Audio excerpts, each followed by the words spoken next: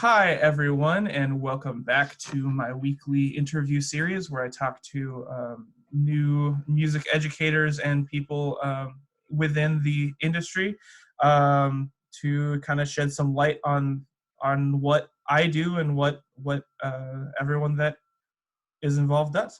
So this week we have Andrea Romero. She is a fabulous music educator. You teach elementary, right? That's right. All right. So she teaches elementary. Andrea, would you like to tell us anything about yourself before we get started on the real questions? Sure. I studied music ed at Cal State Fullerton. Go Mm-hmm. Titans. That's We went to right. school together. Mm-hmm. And I'm now in my second year of teaching, and I'm glad. Good. Good. That's good to hear. Yeah. I remember seeing all sorts of grim things about new music, or not just new music teachers, but new teachers in general, just like burning out immediately. But it's nice to see so many of my friends feeling not so burned out. Definitely. Yeah. So let's just get started right with the questions. When did you decide that you were going to become a music major? So I think, like most people, I had a hard time deciding what I wanted to study in college. I didn't have that call to be a teacher the way other people do. I remember looking at like colleges and like career options and thinking, what am I good at again? And what do I want to do, right? And I think the big like focus for me was I don't want to have a desk job. I don't want to have a 9 to 5, sit behind a computer and type all day. Like that just sounded awful. Yeah. So I kind of took stock and asked myself, okay, what am I good at? The answer was like, okay, language arts, okay. And I'm okay at music. I was never like the best in my section or anything, but like I was all right. Yeah. And I thought, okay, well, English sounds like a desk job. Maybe that was a lack of imagination. Yeah. But I thought, I'm gonna try music. And so I applied, and I really wanted to go to Cal State Fullerton. If I was going to do music, I wanted to go to Cal State Fullerton. Yeah. Right? And I didn't make my first audition, but I somehow got a second one because I got into the school, and somehow I made that one. I don't know. So wow. fell into it. You've joined like the long list of people that I know that have like either had trouble with like their audition, or like didn't make it at first, or had to go somewhere else, and here you are successful on the other side. So that's good. And I mean, it tells us that like even though that filter is there, like the right people are getting through. I think for the most part. I guess so. Yeah. So when you auditioned to become a music major, were you thinking like I'm gonna teach, or you were just like I'm choosing to do this? Not right away. It was Okay. like it was a question mark for me. Like, do I want to be a teacher? Mm-hmm. I always had a lot of respect for teachers, and I always had a vague understanding that it was incredibly difficult and time consuming. Yeah. Just the thought of grading sounded awful. I'm not sure at what point I decided to take the education classes. I think it was on a hunch. And then once I started taking the classes, it just made sense. Yeah. You know, I realized in my first year for sure that like my drive wasn't performance. It wasn't like lock myself in a practice room, which I did. You had to, right? Yeah. To become the best saxophonist ever. That wasn't me. And I like have only like respect for those kinds of people, because that's a whole other, it's a whole other thing. Yeah. It's a whole like it's a completely different mindset to be a performance person, to like be like, this is my instrument that I know really well, and like I'm gonna put it on display all the time for everybody. Yeah. And it's like this, I don't know, for me the kind of the same thing for me. Like my attitude about music, and it's changed over time, but when I decided to become like a teacher, I was like, I'm not interested in being the star of anything. And I'm way more interested in like just putting the pieces together to be like a big like and being like an important part of the cogs. And I mean that's kind of like tuba players, low winds and tuba players, those tend to be the kids that like they want everything to work, but they don't necessarily want to be a star, I think. Right. I mean, you sit in the back, right? Yeah, you sit in You're the used back. to sitting in the back, watching everyone else, watching it unfold. Huh. Right. Yeah. For sure. Yeah. So when you took your first education classes, the ones that like changed you or made you think like I'm gonna be an educator, were those like the general education courses, or were those like music major education courses? Music. Okay. Well, you had to take the music ones first, I think, right? I did. I can't remember. I don't. Right? It's a bit of a blur now. Some of the general teacher course. How do I say this specifically? Some of the we called them EdSec or secondary ed. The secondary ed courses. Yeah. Some of them were very helpful and I think important, and maybe I appreciated that a little bit more than some of our peers because I was also studying sociology at the time as a minor, and there's a lot of crossover that was really interesting for me. Yeah. And so some of those I think were really valuable, and then some of them were like about literacy, and they didn't do a good job of integrating us into those courses. Yeah. And that was kind of tough. My main issue with all of those, and I think just in like with the practice or the way that we're doing like teacher trainings is that we were not included like ever. And it's always like if you bring it up that you don't feel like this applies to like our subject, either the presenter or like somebody else that's like involved, it will just be like, well can't you do like a writing assignment or something? And you're just like, right. And I think I think something that maybe we could have done better has been like, look, music literacy is just as much a thing as like math literacy and science literacy. Yeah. I think one of our peers, I'm gonna name drop Tanner Wilson, my buddy. He's went through the program ahead of me. Was like, you know what? That's how you have to advocate for yourself. Is talking about, just like we talk about math literacy and science literacy, you need to talk about music literacy and how what we do is its own code and set of languages. Yeah, and sometimes like I get it across to people when we do that. I tend to get that to work with admin, but still when they're like meetings and other things where they're like, we just adopted this new program and we want you to be talking about this and giving these kinds of assignments, like they don't get it yet. So it's a challenge, and I need to be a better advocate for like correct music teaching. No, we all do. We all have to be.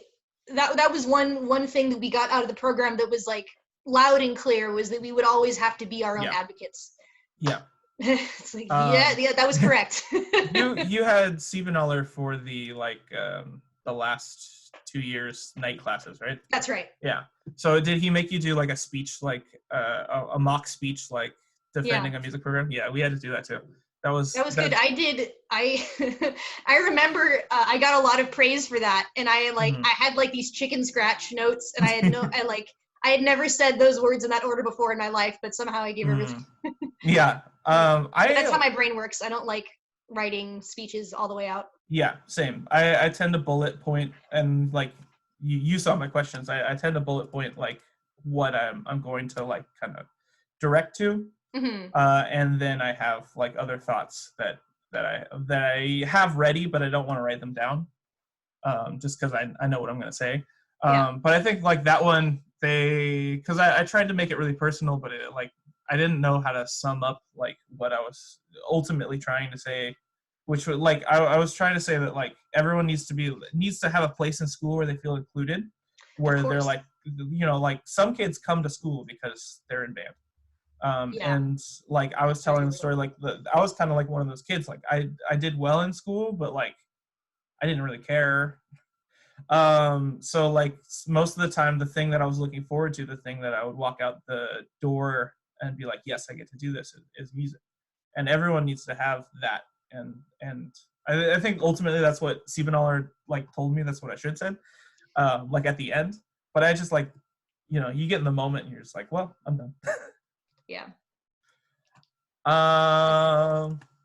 Yeah. So to like get back on those EdSec courses, And I think for me in general is that like I tend to just turn off like when they rub me the wrong way. I tend to go, oh, this is just nonsense, and just kind of like sit there and like pass the tests because it's usually just like theory stuff, but Mhm. like not agree with it and just like decide I'm not going to teach this way. Mhm. Um, did you like how did you feel about those courses? Like, did you feel they were generally useful, or did you feel that they were? Yeah, I thought that Mhm.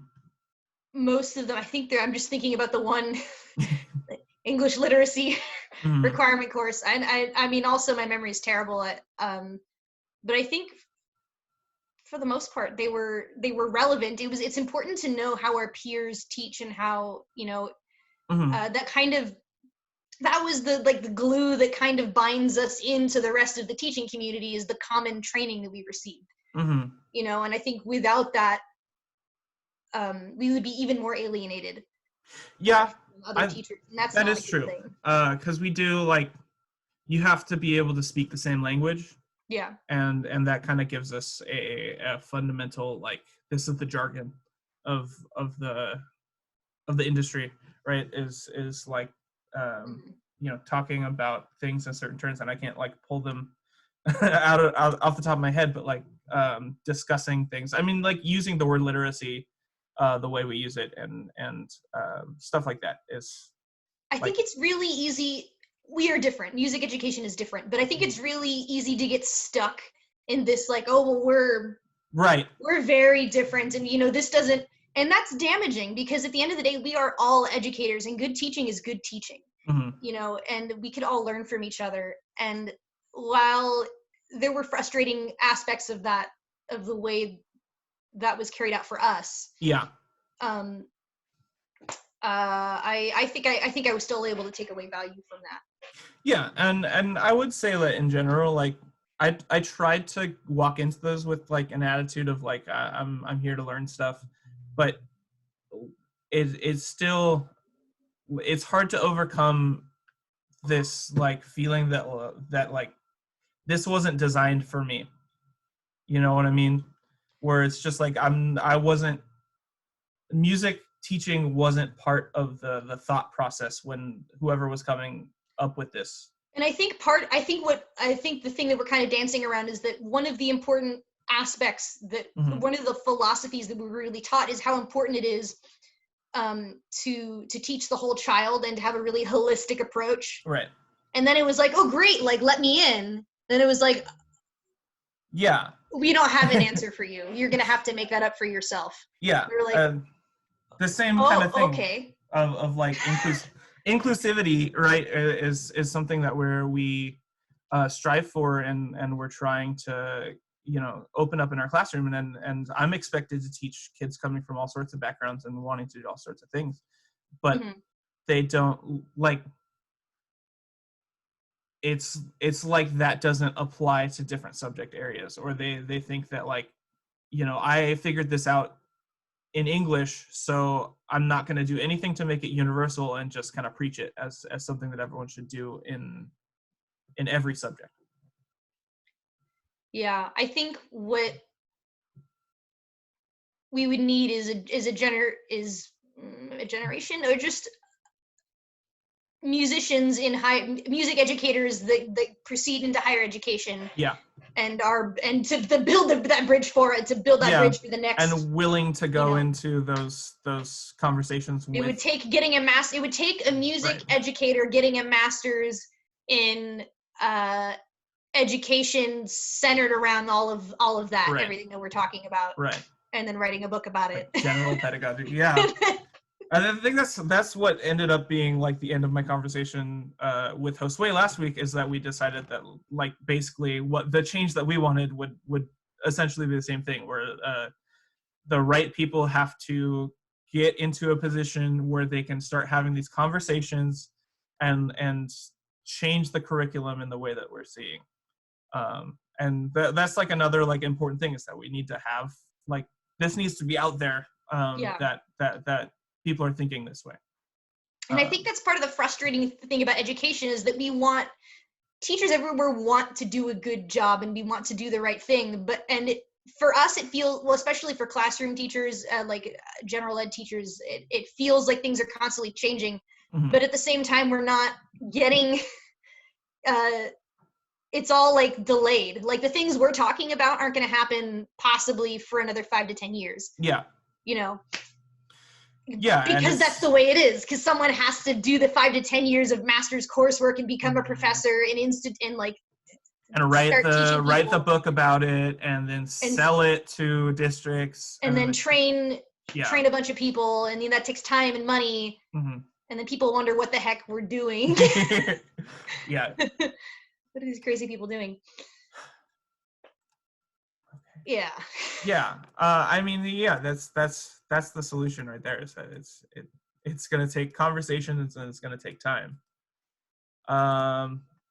So when did you decide that you were going to focus on like elementary rather than middle or high school or even I college? think a big factor for me was the music and childhood class, also with Dr. Sievenoller. Yeah. That was hands down my favorite music ed class. And like Mhm. all the other band and orchestra people were sitting in there like, we're singing and playing games and this is very childish and I don't like it. And I was like, oh my God, we're singing and playing games. This is the best thing ever. Yeah. And also made me realize like, oh, I'm a band person, but if I wanted to, I could pivot and like adjust and learn to do general music and really love it, which is what has happened. Yeah. Since then. Yeah, I that course, and Dr. Siepenaller is one of my absolute favorite professors at Cal State Fullerton. He really like makes the education program work there. He's like one of the people that has pushed me so hard, and I don't know if he tries He's to, a but pusher. he knows when to like give you praise at the right time, and like when to, and he's never negative. He just like he just says okay. Yes, And you can like feel the disappointment in just that like 2-syllable word, but like yeah. Okay. And that's like one of the things I always valued about him, is that you respected his opinion so much that he didn't have to say anything else. Yeah. No, he is a pillar of that school. Absolutely. And I agree that one of my favorite things about that class is that like you got to apply, I think, what we were learning in like just kind of fun ways. So for me, at least, it was fun to just like pick up a guitar and like teach a class how to like sing a song,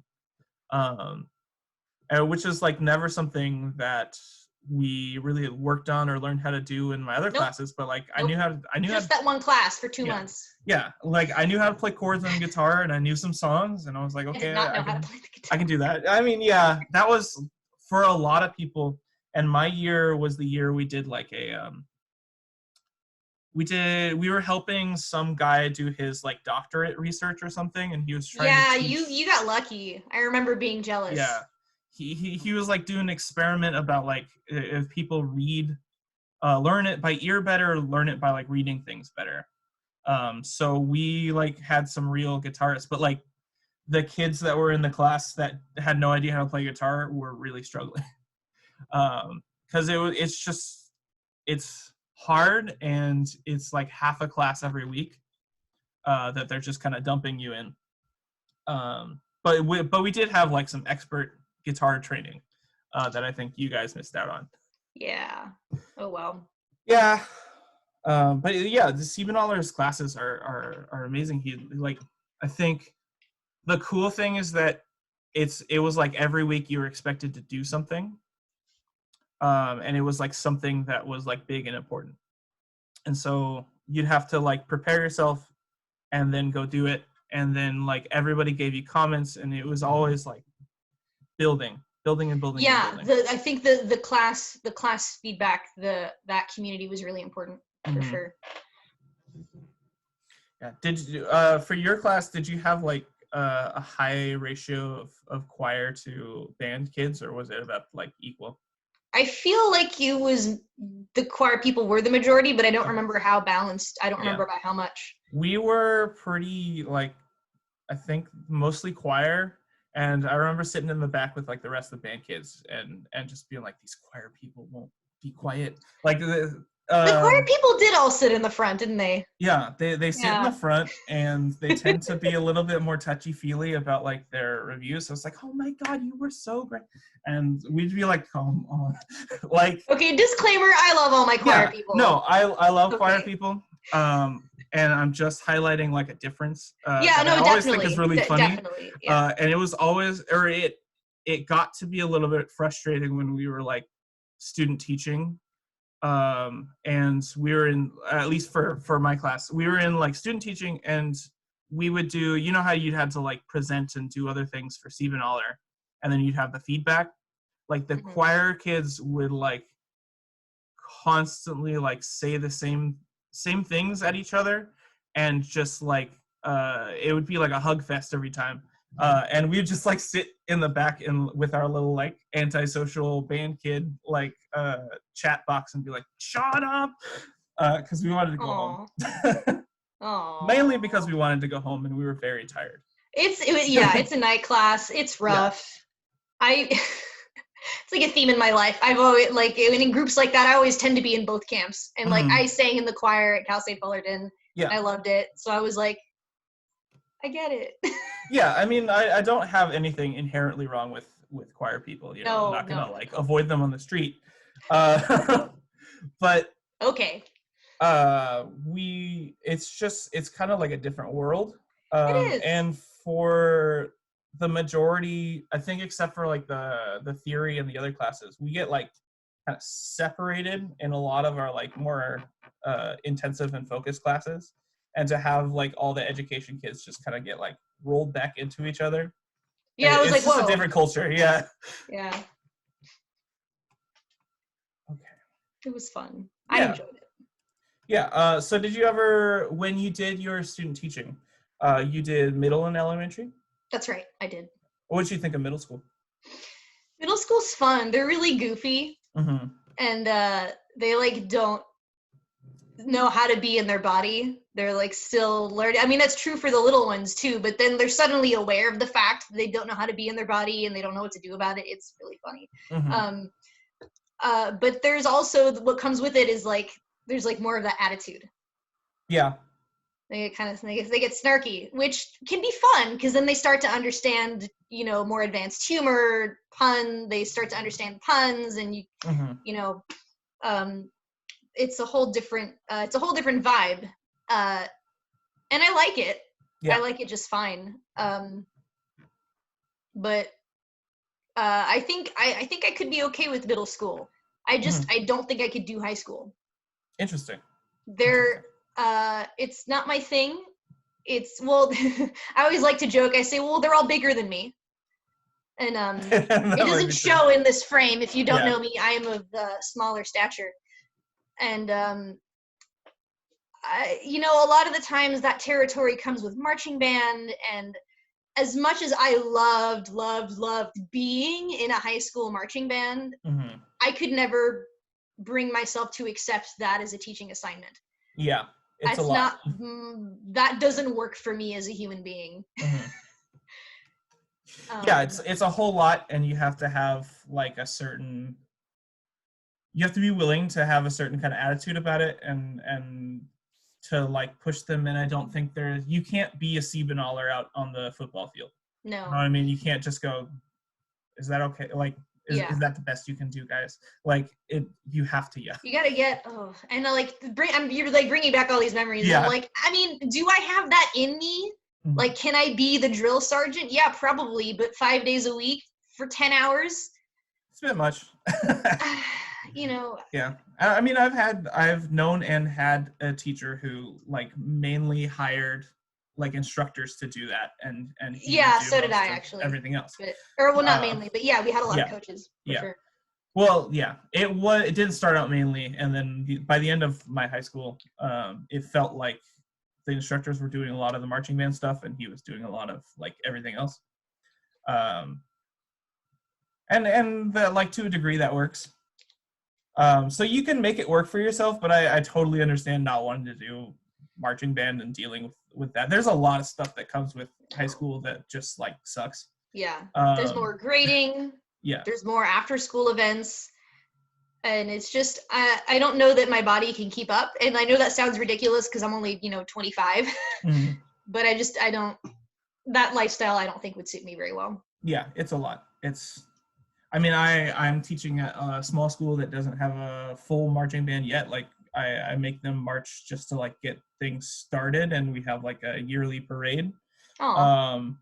But like I have like maybe 3/4 of what a normal high school director would have, and I'm like, barely keeping up with everything that I have to do. But at the same time, I'm not funded at all, so I don't have instructors and other people that can pick up the slack. So it's a little bit of a mix. Yeah, no, running that and doing that all by yourself too is something. It's crazy. Yeah, and then there's the whole marching band, like as a component inside of music. There's like a limit where it's not music education anymore. Mm-hmm.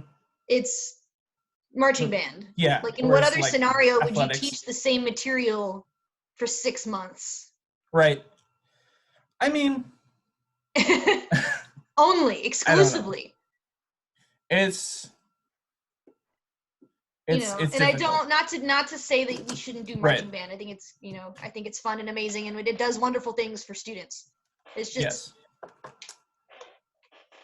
I think it's empowering for students, for young musicians to like have a show during the football game and to do all that, and they get to spend time on this music forever and play really loud, and they feel really good about it. So I think there's like a lot of positives. I know like a lot of the non-marching band people and a lot of the college people really like to hate on marching band. They do. I don't think I'm one of them.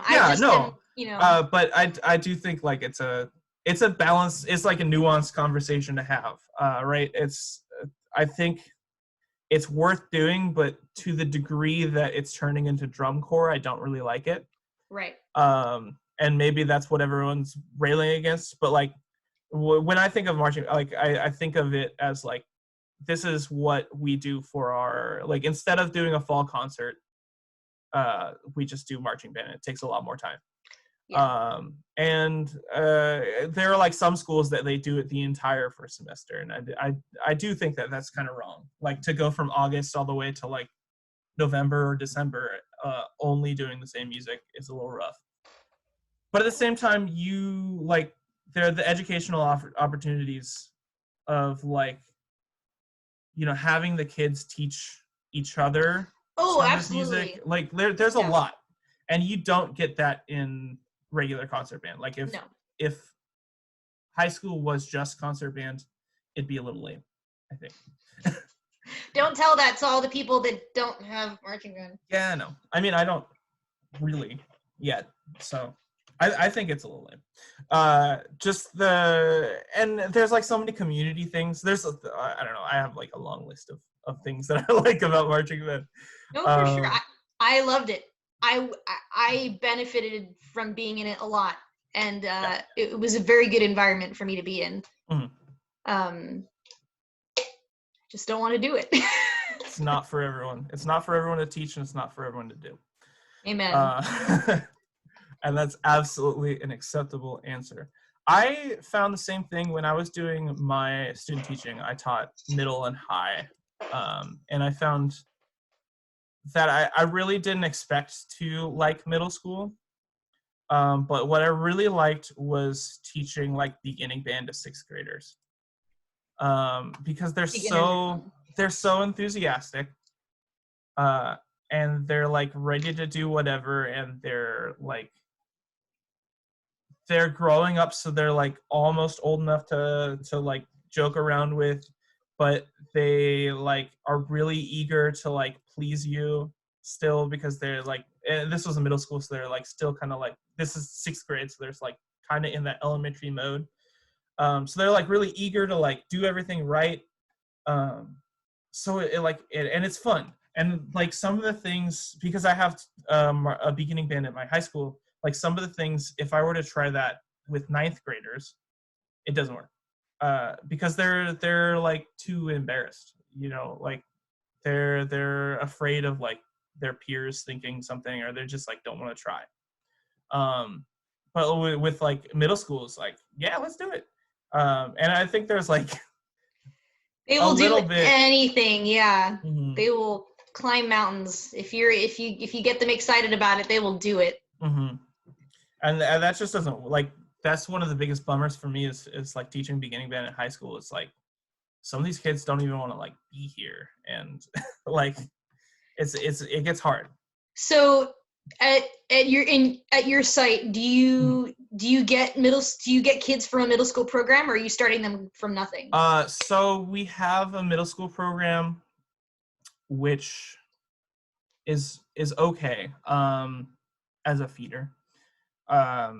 She teaches, I think, a beginning band and an advanced band. Okay. But like the what's the word?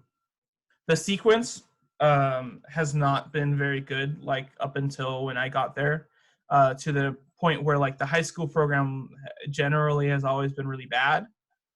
So the kids are not like used to going on and doing anything at the high school level. Okay, yeah. So like coming in my first year, I had 2 beginning bands and 1 advanced band.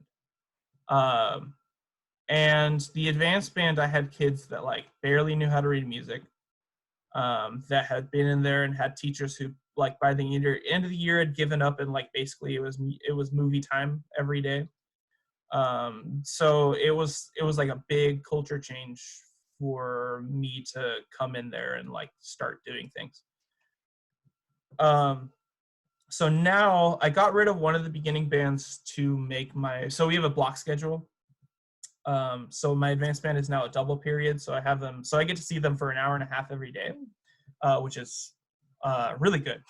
Yeah. Now we're talking. This is now we're for like, band. Like, let's go. Yeah. So now we're getting like, that's the sweet spot, I think. Getting festival ready and stuff. Yeah, I like an hour and a half is perfect.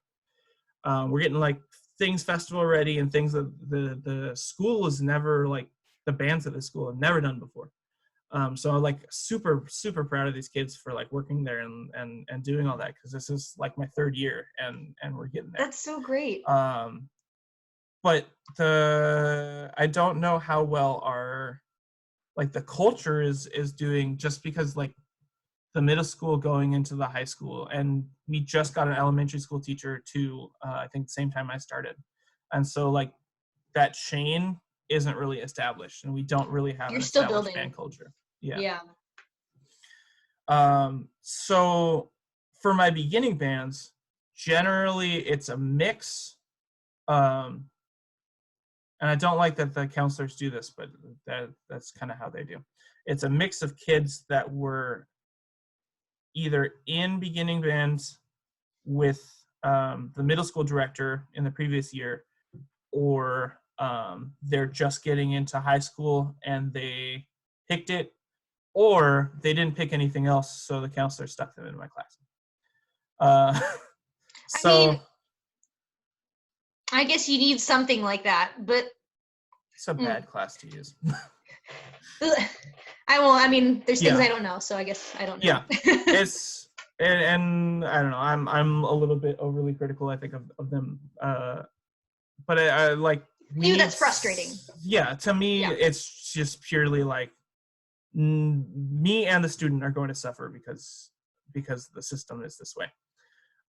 So it frustrates me a lot when they do that, and they. Or it's really that these students, like, they don't have other options, really. They don't have like another, like, there's a lot of electives, but there's not a lot of catch-all electives that they can use. So there's like VAPA. So we have Art 1, Art 2, photography, ceramics. Okay. So the other options would be Art 1 and ceramics, right? basically. And maybe photography. I think they can do photography the first year. I'm not sure, but yeah.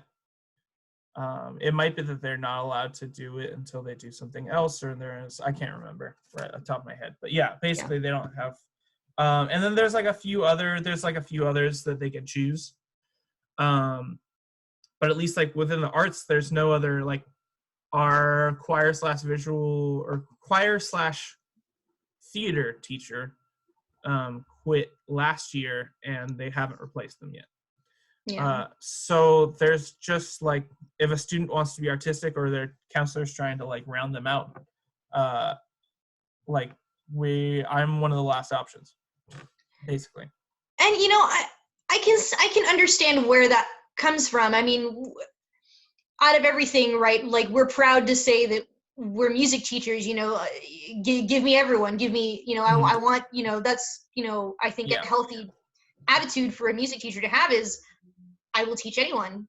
But then, the unspoken like thing in the back of your head is like, that wants to be here. Yeah. Right. It's really hard in any subject for anyone to the teach someone that doesn't want to be there. Yeah. But that's a burden that all teachers face, is that there are Definitely. students that don't want to be at school. Even the whole time you were saying that, I was like, that want to be here. Like, I finished it before you, like, that, and that's the thing. I don't think anyone wants to teach it, like, people that don't want to be there. But that's not why I teach music. I don't like to try to reach kids that didn't sign up for my class in the first place. Like, that's not really why I'm here. But that's one of the burdens we face as educators and we know this from our training, is that the students that don't want to learn are the ones that usually need it. Yeah. The most. Yeah, and I agree. Usually. But it's also, I don't know, some of the kids, like, by the time they get to high school, I don't know if like I'm gonna be the one that's gonna reach them. You don't know that. So you can't know that. Yeah. But we also, there are flaws in the career that we chose, in the system that we chose to invest in. But we can't allow ourselves to be that person that gave up, right? Because that's on us. Yeah. And that's hard. That's an emotional burden that we carry. Mm-hmm.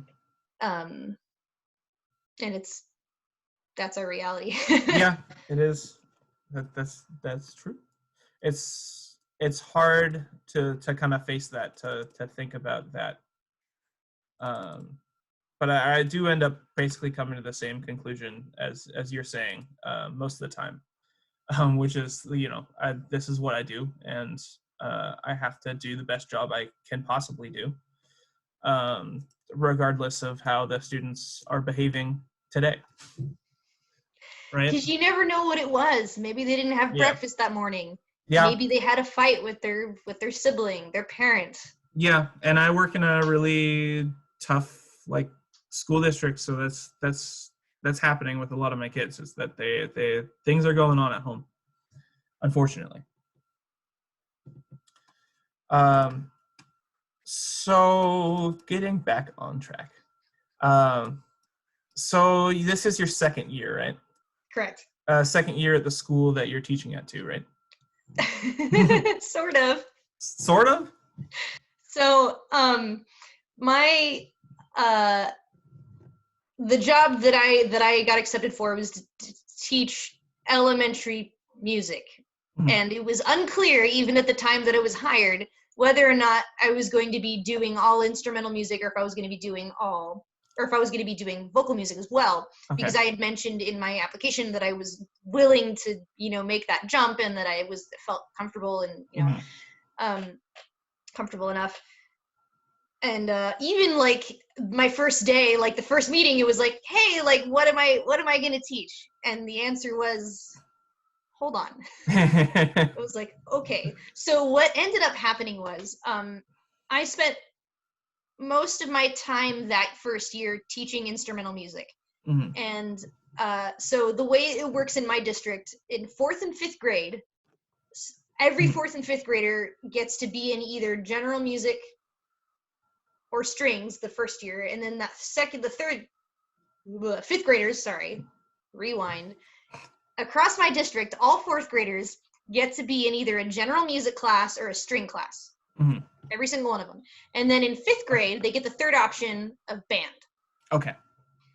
And in order to achieve this, we have teams of 3 to 4 teachers, depending on the size of their assigned schools, that give this instruction. Wow. And so everyone's supposed to be on one team.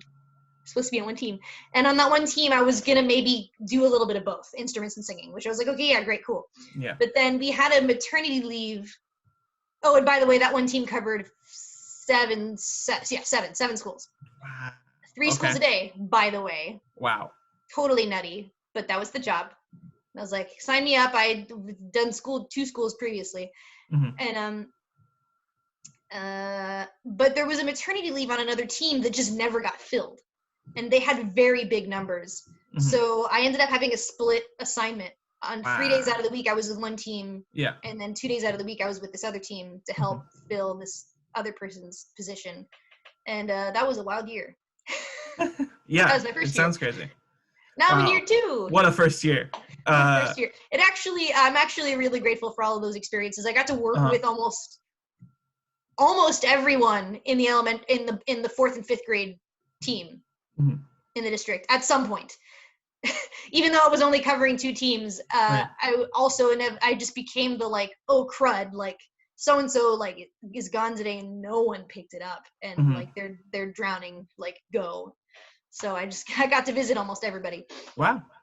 That only happened a handful of times. It wasn't like abusive or anything. Sure.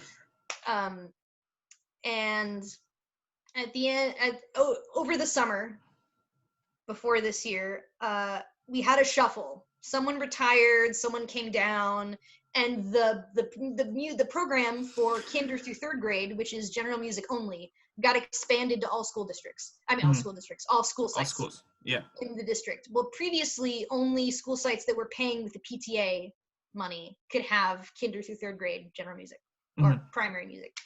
And so the district finally said, we'll fund it for everybody. Yay. And there was just a massive shuffle, and I got tapped on the shoulder and was like, hey, Andrea, we know that you have an interest in general music. Would you like to be a general music teacher? And that's it. Right. Not happening weird. It's like, one assignment only? Yes, please. Yeah. And I love it. Some of my schools are the same, which I'm grateful for to have, like I've built relationships with those schools. And I have some new schools, and it's great. Yeah. So K through 3 then, right, is what you're doing. Actually, it's technically TK through 3. I just somehow ended up at schools that don't have TK, transitional kinder. Right. Interesting. So what is a general music teacher in a K through 3 or TK through 3?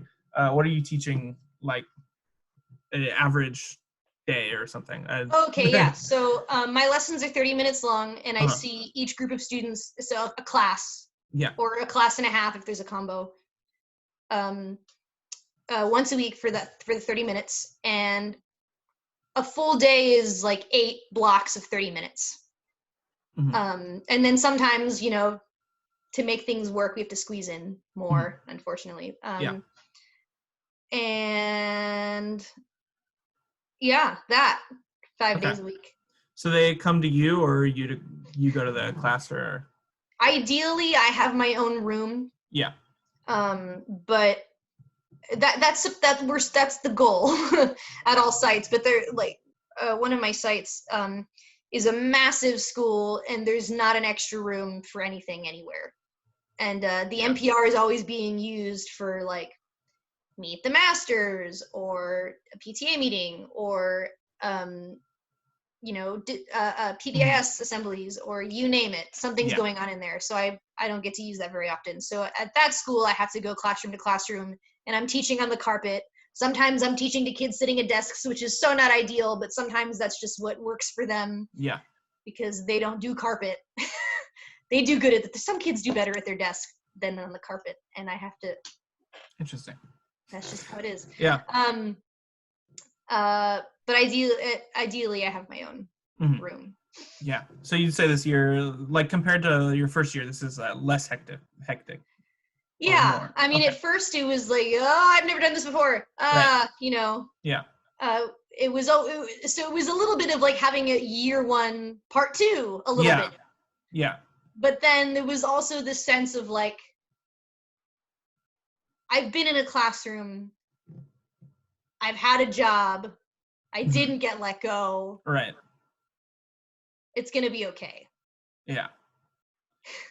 Like I know what I'm doing. Yeah, Right. like I can do this. I can, I made it through my Yeah. first year. I can survive whatever Mhm. whatever this year throws at us. Wasn't expecting this last curveball, Yeah, I'm but sure you were thinking of a pandemic at the beginning of the year. isn't that on Yeah. everyone's, worry list? So frustrating to have it like. How many things did you get canceled?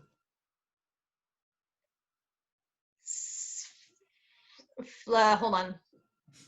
4 times 3 grade levels equals 12. Wow. Okay. Yeah, 4 schools, because 3 grade levels. Yeah.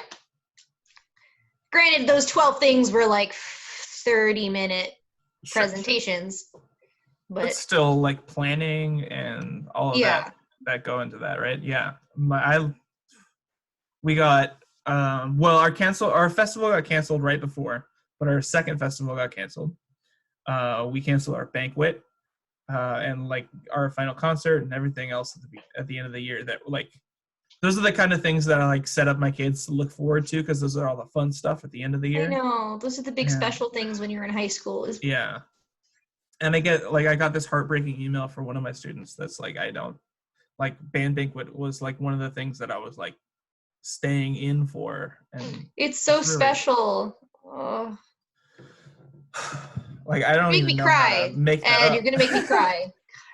It's such a bummer. Let's get back to like not talking about Not that. this. Okay, sorry. What Okay. classes? Okay, let's go back to college for some time. What classes did you find most useful? Is it a fair answer to say they're all a blur now? I mean, I guess nothing like stood out as like this is something that Oh, I've well, like either inspired me or oh, sure. is something that I use, like taught me a lot of things that I use. And you can highlight like professors and teachers that Yeah. later Okay, yeah. too. So, as far as like skills, I Mhm, think like any of the 3 classes I had with Dr. Stephen Aller mhm. was like, this is practical. We're talking about sequencing. We're talking about instruction. We're talking about delivering, Yeah. more hands-on stuff. Um, I One of the first classes where I was like, whoa, like I think I'm supposed to be a teacher was with Dr. Schaefer. Did you have him for woodwind methods? Oh yes. Love Dr. Schaefer so Mhm. much.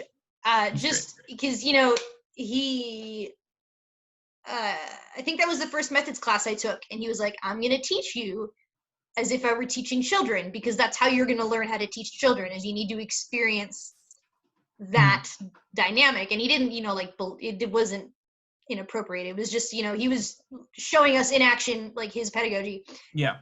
And I was like, I could do this. And the way he talked about advocating for music education, like his history in upholding, well, in rallying to uphold the ed code that demands that all children get an arts education.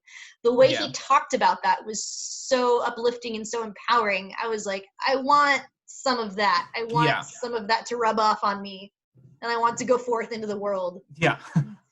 spread the good word. So that was really important for me, I think. Mhm. That class. Oh, and I really loved getting the part of practicum, the other practicum. What, these classes were called different things. The one where we got to go do mini teaching assignments. That's practicum. Yeah. Yeah, practicum. That was my favorite part of that class. Oh yeah. Going and observing people and like them kind of like letting us use their class for 10 minutes. Mhm. I remember I got on the podium at Travis Ranch when Rebecca was still there, Rebecca Dominguez. Mm-hmm. And she teaches elementary now too. Nice. And and I don't really remember what I did. It must have been like, I don't know, number 13 out of Accent on Achievement or something. And I got off the podium and she just was like, "You're gonna be okay." And I was like, "Wait, what?" Really? And she's like, "Yeah." And I was like, okay, thank you. You know, and like, Yeah. I never thought it was terrible per se, but I always felt like I was living by that mantra, fake it till you make it. Mm-hmm. Even through student teaching and, you know, bits of this year, you know, being a first time general music teacher, it's just like, you know, fake it till I get it right. Mm-hmm. And words to live by. If you're an aspiring music educator, fake it till you make it, because the children can smell fear. Yeah, definitely. If you go up there and you act like you know what you're doing, they're gonna accept that.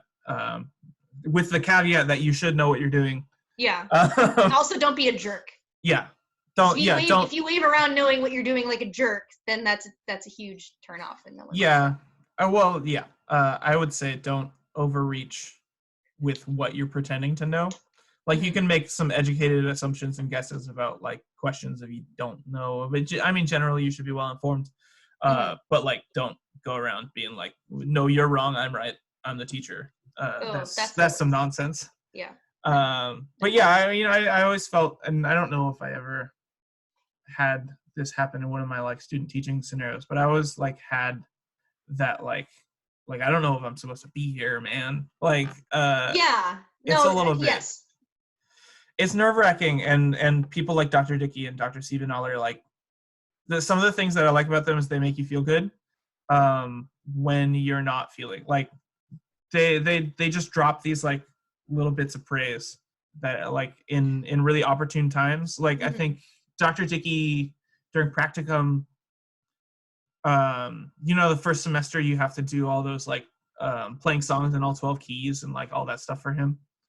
I remember doing the points for him like in his office to finish it up before Thanksgiving.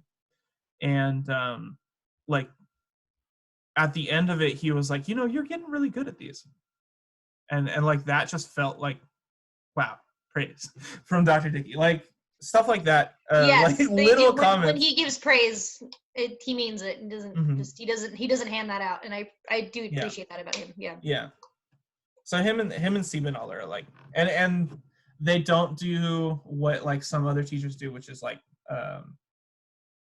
they not like, let me put it better. Some teachers like to not only not give a lot of praise, but they're also like, they tend to stick a fire under you really quickly, like out of the blue. And I think Dr. Dickey and Dr. Stephen Aller, like, they're not negative. They just, they set up their stuff like, this is what you're supposed to do. And if you fail at that, I'm going to be disappointed. And I'll let you know. And if you're good at it, I'll let you know. But like, other than that, like, they're not hyper emotional about it, I think is maybe a good word for it. That's true. They're not. They're not very emotional. They're not scary, or they're like scary in a different way. Yeah. Let's see. Is there anything you learned or did not learn during your undergrad that you wish you had learned before you started teaching? This is gonna sound unrelated, but I wish I had spent more time studying jazz, or that I had done it earlier in my training. There's just it forces you to get better at theory faster. And it's just good for you. Like, it's good for you academically, and it's good for you. It's like good for your soul. It's jazz, you know? And I held that off until one of my last semesters, the semester of my recital, actually, which was not a good idea. The semester of my recital was the semester I signed off on 21 units, because that's a good idea. Of course. In my head, I was like, well, I haven't, when else am I going to take jazz? Right. And I think I didn't consider taking it later. Like I don't know. I don't remember. It's I'm ashamed that it's only been a few years and I already like don't remember a lot of things. Mm-hmm. But what those circumstances were, but jazz definitely need more. Yeah. That's something that I think I discovered. I had done like a club version of jazz in high school because my band teacher was like, we're gonna set up a lunchtime jazz band, and I was like, sure, I'll do that, because my senior year I was just like, throw an instrument at me and I'll do it. Yeah. And so I did that, and I was like, this is fun. And then I didn't do anything with it at all during college because I play tuba, and for me that's like a little bit of a scary like thing, and like for jazz it's not there. Like even though it's one of the traditional first instruments like in jazz, Street bands, they don't yeah. use it anymore, tuba. No. So You have like to go unless find you're like a New Orleans style band to go play in. Mm-hmm. So unless you're like in one of those New Orleans style bands, or like they let you into like a jazz class, like you have to be good. You have to know what you're doing, I feel like, and I wasn't ready to not know what I was doing.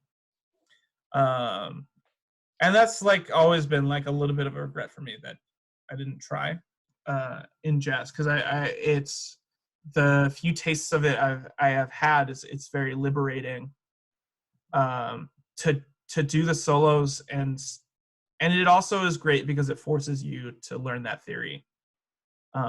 Unlike like classical music, you could know nothing about theory and be like a pretty decent like classical musician as long as you're like in tune. Yeah, if you got good ears. If you've Yeah. got good ears, you don't need to know much about theory. Yeah. And then that theory takes you, that's like that next level, right? Is really I know, understanding. like Dr. Walensky would say, like, oh, you're just what's the word? You're just a program at that point. Like, might as well just fire up a program to fake a saxophone player if you're just gonna not learn your theory. But up until a certain point, there's not a lot that the theory gives you, and that's why I don't even emphasize it too much in my classes. Is that it's not that useful unless you're a music major. I think in an educational, like in a high school setting, it's that literacy aspect. Mm-hmm. Yeah, right? It reinforces a lot of like reading principles and things that they should know. So and then you open up avenues. Sorry, go ahead. No, I mean it's just it forces, like, not forces. It's good. It's just good to have in your back pocket, and it's good for like general like reading purposes. Mm-hmm. But I don't think any of the players in my band are going to be worse off if they can't analyze chords. Right, but I think that also opens up another avenue for kids to be expressive in a way that maybe they wouldn't on an instrument, right with composition. Yeah. And that's empowering. Yeah, it is, and in a lot of different ways. It is, and I guess that's what like AP music theory is for, and that class. There's a lot. But jazz is like really good if you're a person who's like interested in theory, but you just want to play a lot still. Yeah. Because it gets you both. Let's see. Okay. One thing that you have a unique insight into that I wanted to ask you about is the saxophone studio at Cal State Fullerton. So how does that work for different, and I guess specifically for different like instrument sizes? So is everyone in the sax, like in the sax studio, if you're playing bari sax, do you have like a specific bari sax teacher? No. Okay. No. So it's all like, it's mostly whoever was in charge of that, right? Yeah, and it's it changed a lot while I was there. Mm-hmm. Like my first year was Rutter's last year. Mm-hmm. James, and he's huge. And then we had Cameron and Damon and John, and I think John is the one that's still there. Okay. I should know. That's like foreign anyways, land. no, saxophone is all the way it was when I was there was that people had like their primary saxophone that they played. And everyone studied with the same person except for jazz. Like jazz was different. Like if you were a jazz major, you got additional lessons? Question mark? I don't recall. I'm trying to remember now. Well, there was definitely like you were a like jazz in a different saxophone. studio. Yeah. You're like part of, and then you want to Bill's people. Right. And I remember them. I remember Damon Zick was telling me that where he went to school, they would just make you switch every few terms or whatever, every semester. Be like, all right, you're gonna play Barry next concert cycle. Have fun with that. All right. The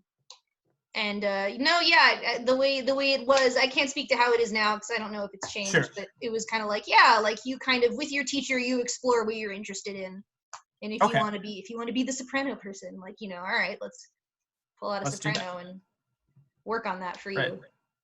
And I wanted to play. Whose idea was it actually? I don't remember. Whose idea was it for me to play Barry? If it was my idea or if my teacher was putting together a quartet and she was like, hey, Andrea, you should play the Barry. I don't remember. I'll have to call her up and ask. That would have been yeah, that might be good to know. I don't remember, but it was that was a challenge. I am a small human being. And working on Barry definitely rounded out my alto sound a nice little bit. Yeah. That's work putting sound through that horn, and I got it's not a terrible horn, but I got an old, slightly jankier one too. And do you remember that case I had? Yeah, I think so. It's like a coffin, and people would tell me that to my face. They'd be like, "You got a dead body in there? You fit in there, Andrea? What are you hiding?" Saxophone. It's a saxophone. And then I had to beg Chris, hey, like if when there's money, please get me a new, not for me. Yeah. For all people that will ever play the saxophone, get a new case with wheels, please, for the love of all things holy. And one day, finally, it came through, and I got a wheelie case, and that was a good day. That is, yeah, I bet. On the one, so that was a school horn, right? Yeah. On the one that you had, could you like reach everything, like all the keys, the pinky keys? I mean. Yeah, I could reach. There were things like playing the Barry wasn't good for my right hand. Interesting.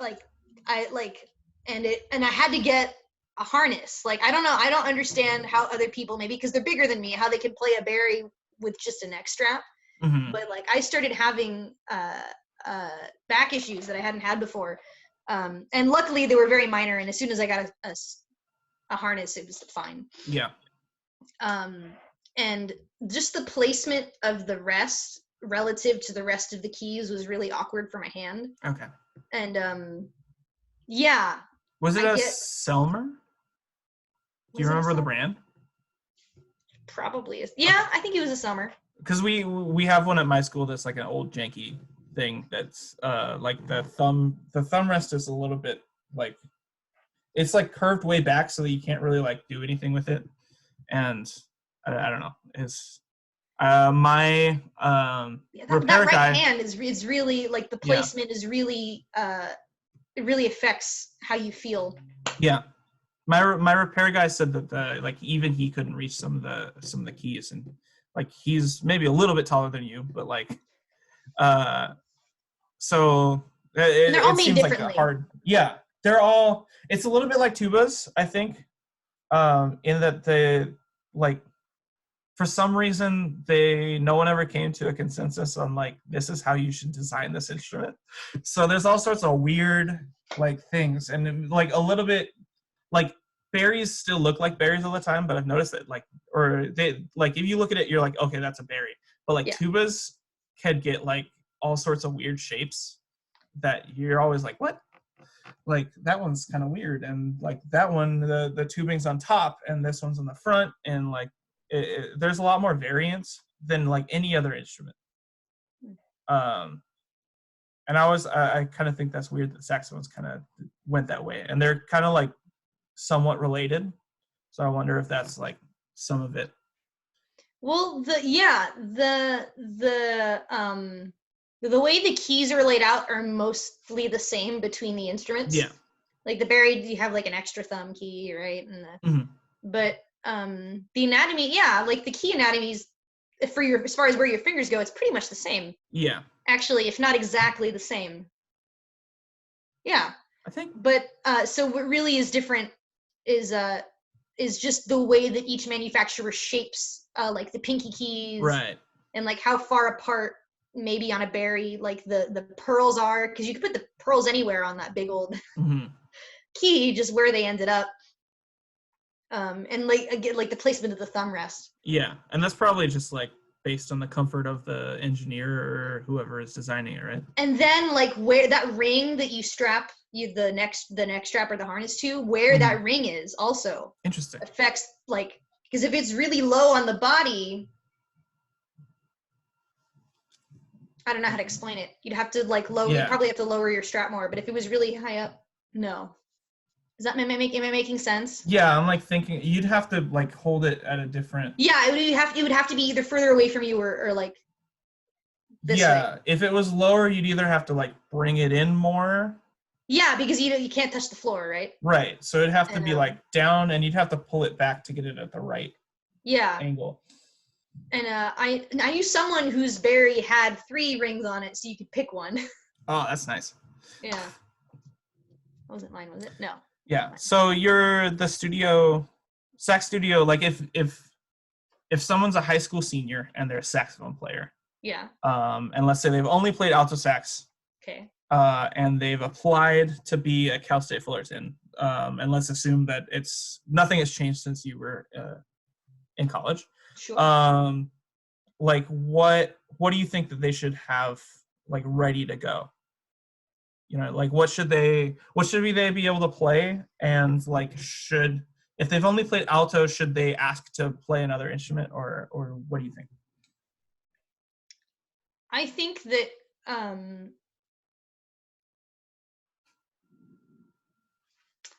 most people coming into Cal State Fullerton, it's like, oh, like they play alto or they play one of the other ones. And I think if you do know more, like if you are versed in more than one, that's a good thing. But I think the bottom line is like if you play well, that's what they care about. Okay. More than like if you show up and you're like, I play all 4 of them, but then you like play badly, I don't think they're gonna care. Right.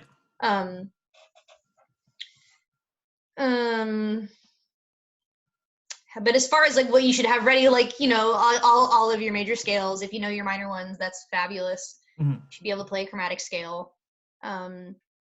If you're lucky, you had I shouldn't say actual, you had a saxophone teacher that taught you about repertoire. And so because they tell you pick something from the saxophone repertoire, and like little me was like, I had to bring that to my alto teacher and be like, help. And I did bring a piece from the repertoire, but actually I didn't communicate very well with my teacher. He would have helped me pick something that was not that piece. I picked something that was a bit above. Oh, yeah.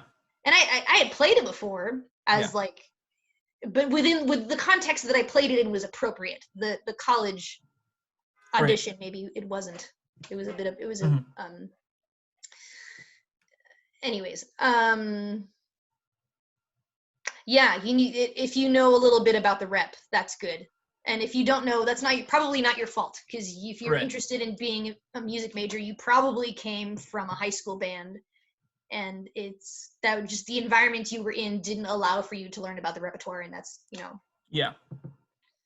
Yeah, I think that's something that's the more I talk to people, the more I think about this gap is that, like, if you don't have a private teacher by the time that you are like a senior in high school, like you're going to be lost if you're auditioning Totally. for Yeah. college. And like, like for me, I'm living in a really rural area. There's not a lot of saxophone players around. Like, how do I get kids that are interested in this, like, to be at the level where they can get into a program? Right. Um, That's I would have method. I'm trying to think like what I would offer a high school student. I have to like reach back into that part of my brain. But like having method books that are geared towards, solo instruments and not just band. One thing that Smart Music has done that I'm really happy about is they got the Bordoni exercises for every instrument up on there. So you can go in there and learn like all those etudes, and those are great for auditions generally. That's good. Yeah, but that's like one of the only steps in that direction that I've seen, like having access to that kind of higher level rep without someone specifically telling you what it is. Okay.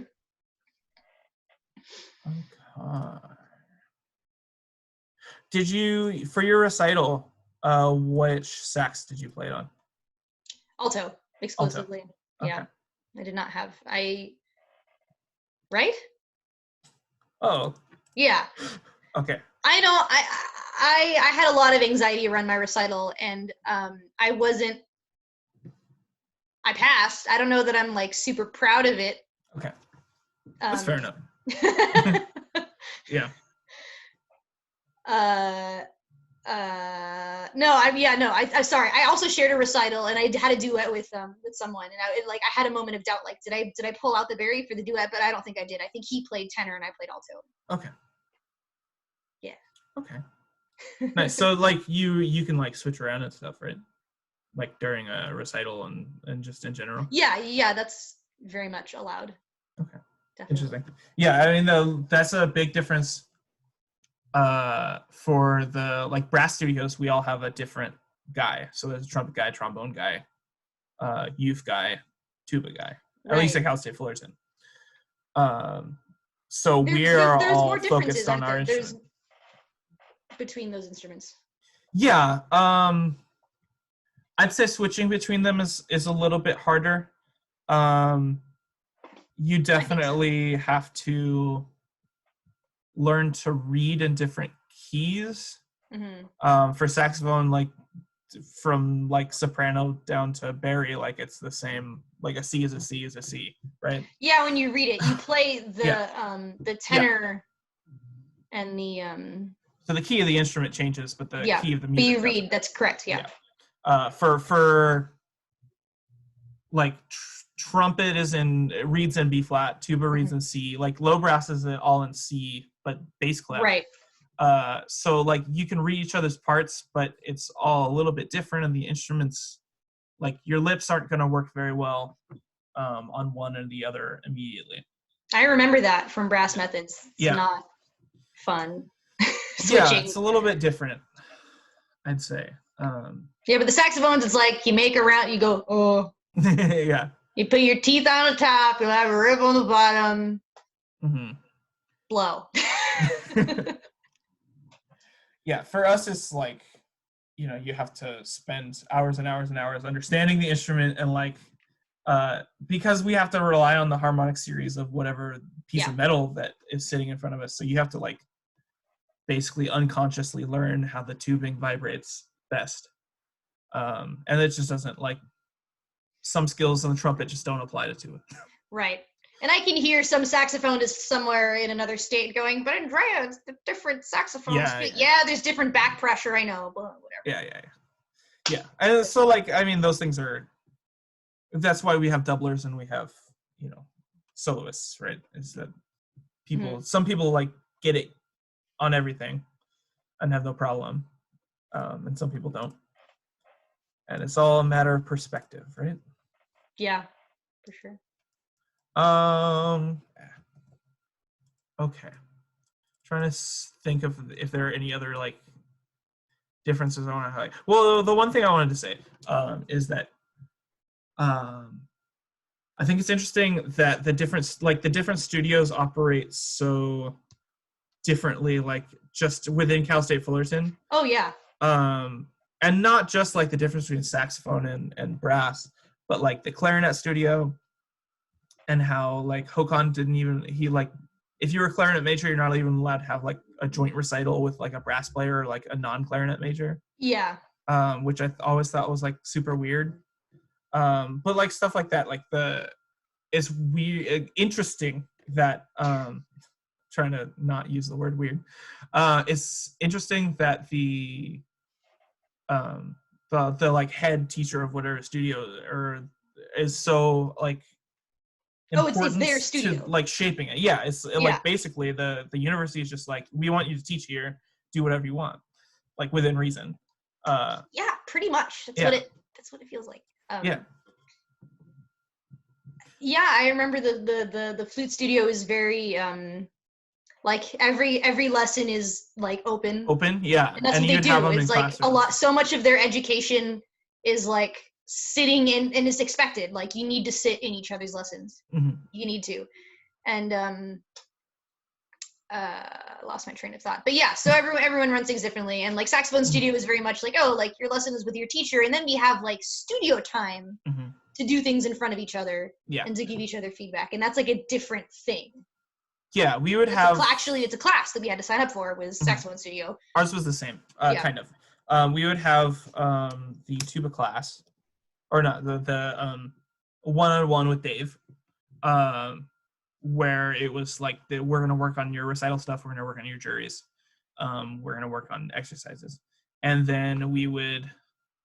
Well, Dave would even take this up a notch from that, but we would have the tuba ensemble, which like we'd work on stuff for like playing together, which I think is really valuable because like tuba players are not used to playing like chords with each other.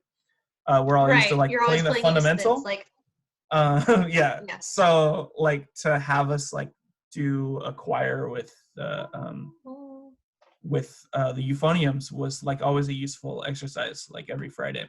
And we would like get a chance to like play solos for each other and get commentary, and some of that's like really valuable to have your like colleagues tell you things about your playing. And then like Dave would have us, I think he did it both semesters, but I can't remember right now, because I only had we had Doug in our studio my first 2 or 3 years, and then Dave took over after that. And Dave, he would have like early morning warm-ups, so we would like get to Mang, that like big open area, and we'd like warm up in there. The foyer. Yeah, we'd warm up in there and like just play like long tones. I remember hearing about that, like seeing all you guys like leaving, because I never got to school that early. And yeah, like watch you guys 7. Like leave that area and be like, oh right, tuba class. And that was always also like really worthwhile. I think, at least for me, to like have to play with people, just doing like warm-ups, to like do that together is like really valuable. It builds the community, you know, and I think that's really important. Completely. Community. Okay. Could you tell us some people that who have inspired you in the world of music education, just to get those names out there? Absolutely. First, well, okay, let's like rewind really far back. So my middle school band director, Mrs. Robinson, just a lovely human being, lovely educator, and was a fantastic band director.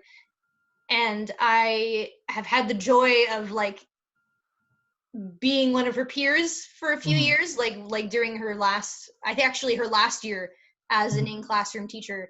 And I got to watch her receive a lifetime membership to SCSBOA. Wow. And just getting to talk to her has, and she's been such a pillar out in like Riverside County for the music scene. Mm-hmm. She's just a joy to be around, you know, and I love people like that. Yeah. And of course, I think my high school band director planted the idea in my head, like, well, you know, you could be, not me specifically, but like, you know, if you're kind of nuts, you could be a music teacher. It's like, well, yeah. Okay. Dr. Schaefer, without a doubt, just wanted some of his magic to rub off on me. Yeah. I remember early on, I always wanted to be a little bit like Dr. Baker. Mm-hmm. And she's secondary. She's higher education, mm-hmm. you know, and she teaches history. But if I could bring some of that energy, some of that aura with me into the classroom, mm-hmm. I thought that would be all for the better. And you know, I wouldn't be where I am without my master teachers. I had Ray, who's fantastic. Thank you, Ray. Ray is great. Ray is great. Watching him, like, you know, drive the bus that is an elementary string class or an elementary band class full of, you know, 40 kids. It was just like, okay, we're getting down to business, you know. My other master teacher, Rich Gordon, what he does at Sycamore Junior High School is amazing. And the love and the care that he puts into what he does, into his lessons, into the music he prepares, into the things he plans for his students. You know, like after concerts, like when they've earned that day, they get a video game day, and he also has a video game club, but he like pulls out all of this stuff and he buys them snacks. And he's such an above and beyond kind of guy. And I don't know if you saw, I recently shared one of his videos that he made for online learning. I might have. I don't pay attention to the names of the teachers that I see on those videos. That's fine. So. But I shared a video that was a rhythm clapping and counting video, and it had like Pokemon in it. Oh, I don't think I saw that one. Okay, I'll check it out. I'll send it to you. Okay. But he's been making these crazy videos. They just keep getting more visually elaborate as he's using Final Cut Pro, I guess, and he's just learning how to do more and more things. Gosh, right. But right now, as far as inspiration, this is gonna sound like corny as heck, but the people that I work with currently are I got to start observing them before we went online. But now that we are online, we're also just sending each other videos all the time. And I just feel so lucky to work with people that have such experiences, that have such poise in the classroom. And I'm like, I want to be like all of you melted into one person. But me. Yeah. But me with the hair and the glasses, but all of that, you know. Yeah. I mean, it's great to have that the community of teachers with you. I think that's again community. Completely. I think community. Yeah, no, it all comes back. Thing. Yeah. To community and building that, and I'm so grateful, because one of the things we were told, on top of you have to be your own advocate, is you will likely be alone. And I know that's it sounds like that's kind of true for you at your site. Yeah. And I'm sorry. Yeah, I mean, like, there are things about it that I like, in that, like, everything that I do is mine. So, like, successes and failures, like, I did that. Right. Regardless. And I mean, I can blame my feeder if I want, but I don't. That's the easy way out. Yeah. So, like, all of that's mine, and I get to build the community part, which is part of what I love about band is the community aspect, is like, you know, making these kids, you know, like, really tight and want to do this together. So that's like family. A big part. But family. It is hard to come back, like, on hard days and feel like I'm an island, because, like, essentially, like, apart from, like, being able to talk to people over the internet, I am. So, you know, it has its pluses and minuses, I guess. Somebody's got to teach high school at this Yeah. in this Someone's got to system. teach high school. I don't want to do it. I'm glad you're doing Yeah. it. And someone's got to teach the little kids, and I get to do that. Right. I'm glad that we're in our positions, because I feel like we're the best people for it, or amongst the best people for it, I should say. Yeah. No, and I would never dare say I'm right. I'm not like, best at this. I'm better than H. Robert Reynolds, I tell you what. No, I mean, like, we're well equipped and trained by our university to, like, do the best job that we can. And I feel like coming out of the program, like, we got this, capable. Yeah. Oh, okay. Let's see. Last thing, Andrea. Do you have any plans for, like, further education, or like going into the college or anything like that? One day. I'm not ready for the next few years. When I left after that program, and I'm grateful that I was in it, obviously, but like, I was so done with being a student and being in school. In that sense, I was burned out. Yeah. As being on the receiving end of education. And I'm not ready, but I would like to, I could see myself going back, but I'm not sure specifically what for yet. I could see myself staying in elementary music for years and years and years. I can see myself maybe towards the end of my career deciding that I want to, like, after I've gotten a master's in something, going into higher ed. I can see myself being someone that trains teachers, once I learn how to actually teacher. once I finish learning how to be a teacher. Right. Yeah, I mean, like 40, 50 years, you could be the next Dr. Schaefer and inspire the next you. Yeah. Exactly. So, and I've got 40 years. I think my golden year for retirement for me is 64. Oh, really? Yeah. But that's if I don't do anything else. I feel like at least 64 years old. Sorry, not like 64 years. Yeah. Teaching. Yeah. No, that'd be insane. Yeah. 64 years teaching, I would be 86, 87 by the time I was done if I did 64 years, starting when I started. So I was 23 when I got my first job. Yeah. That's too much. But I feel like 64 is a little early for, at least amongst our people. Like, everyone seems like, or at least there's a good amount of, like, 65 and up college professors. Yeah.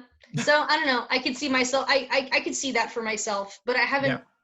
I don't know. I don't. If I do that higher ed route, then yeah, I would probably do a master's in something. I don't even know, Ed. I don't know yet. I wouldn't. I used to think that I would be all on board about going and doing American Band Director College. I think in my head I was like, yeah, I'll probably teach for like 5 years and then go do, American Band Director College. But now I'm like, I've left that world a little bit, and I don't know. Yeah, I don't. So, like, maybe that's not the best program, right? Yeah, for what you're maybe something more well-rounded that isn't just like band, which is, I love that. That's great. Yeah. I don't know if that's for me anymore. Yeah. Yeah. There are a lot of programs that are more geared towards, I think, general music, like as a master's than. Yeah. Or like I could be, like I could be in curriculum design, curriculum specialty. There's a what's it called? Design. Is that the word? Yeah, curriculum design. Like, if we're talking about, how to best teach music, like I can see myself maybe doing something like that, or like, or maybe there's also like the part of me that's like, but what about music therapy? It's so cool. I don't know anything about it really, except that it's cool. Yeah. I don't know. Yeah, I'm not ready. There's options, and we're young, and there's a lot of things. Yeah, we are young. We have so much ahead of us. Yeah. Isn't that a trip? A little bit. Like, I don't know if I feel young all the time. Because it is, I don't know, it's weird. It is a trip. I don't like to think about it. It's too much, Fair enough. especially right now. Yeah. We don't know what we're gonna see. We don't know what's coming. It's a weird time. They're asking me if like we're ready to teach remote like starting next year, like during the fall, and I'm like, I don't want to do that though. You know Like, what? I just I don't know. I haven't had a conversation like that where Okay. someone like asks me in my workplace like, yeah, "Are you ready?" But I will say, whose ever idea it was to maybe start in the summer, cancel that. no, that's Terrible that's a dumb idea. idea. No one is happy about that. We weren't ready for this, so you want to start earlier instead of give us time to like decompress, adjust, absorb what we've learned, and then do it. No, they don't think that far ahead. I don't know. I also don't think that was like an official suggestion. I think that might have been just it might have been something that somebody said. But like I remember the day that they said that because my mom like called me and was like, "Are you gonna start teaching in July now?" And I'm like, "No." Someone's got to talk to them. That's a union problem because I'm not doing that. Yeah. And I'm comforted knowing that the CTA president is on the board of people talking with the governor. Yeah. It's a comfort. Well, Andrea, thank you for talking with me today. Do you have any last things you want to tell the crowd? If you want to be a music educator, you've probably already heard someone ask you like, why would you pick that? And you probably got really mad at them. And I feel for you because that's a really annoying question. But if you think that you want to do it, even though it's already kind of scary, and even though anything is scary, everything's scary right now. Everything's scary. But if you think you want to be a music teacher, you should explore that. And you should find out if it's right for you. Because if it is, it's going to be amazing. And then if you go for it and you find out that it's wrong for you, drop it like it's hot. No one's going to judge you. Yeah. Okay, but it's an amazing field. And don't let someone like try to social guilt you into not trying because it's weird or it's different or someone doesn't get it or music is a hobby. Isn't that a hobby? Oh God. Someone told me that once and I hold a grudge. So anyways. Yeah. We'll always like to belittle everyone else, so. Yeah. But yeah, I mean, I fully agree. If you're a person who's looking into this, 100%, you should try it. Because it's absolutely a rewarding career, and you get to work with people who, I know we talked about people who don't want to be here, but you get to work with people who want to be in your class every day, who are enthusiastic members of your class, who are there to help you and make everything better. And that's really a lot of the fun on the other end, and you get to see people develop and grow and become their own people. Yes. And if anything he just said, like, you're like, okay, then don't. Yeah. If you're like, that sounds warm and fuzzy, but I don't care, then yeah, it's not for you. If you're not all in, don't do it. You're fine. It's a lot of work. And that's okay. No one's judging you. No, not everyone's supposed to be a teacher. Yeah. You know. All right. Hopefully that wasn't too much of a mixed signal. Sorry. Become a music teacher. Ignore Andrea. Unless you don't want to be. Okay, goodbye, everybody.